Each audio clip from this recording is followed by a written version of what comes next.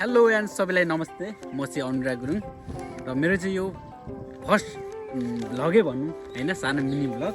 म चाहिँ हामी बाटुली पोखरी आएको, यसो कोही छैन, यसो घुम्नलाई हामी चाहिँ दाजुभाइ सौरभ तामाङ मेरो साथी हामी चाहिँ के हो भन्दाखेरि यसो बसेर शीतलमा यस्तो घाम लागिरहेको छ, कोही छैन मान्छे, सानोतिनो खानेकुरा के भन्छ मान्छे सबैजना ड्राई पिकनिक आउँछ होइन। हामी चाहिँ यो दाजुभाइ ड्राई पिकनिक खाँदैछु। यो यहाँ निकाल्दैछ साथीले। अरू त्यसमा के छ? अचार। अनि यो के हो माथि? हामी दुईजनाको त्यस्तै हो। हामी त सुख दुःख यस्तै होइन, घुम्न आएको मान्छेहरू कोही पनि छैन। यसरी हेर्दाखेरि अब उतापट्टि होला सायद, माथितिर यताउता हामी खाजा खाएर जान्छु।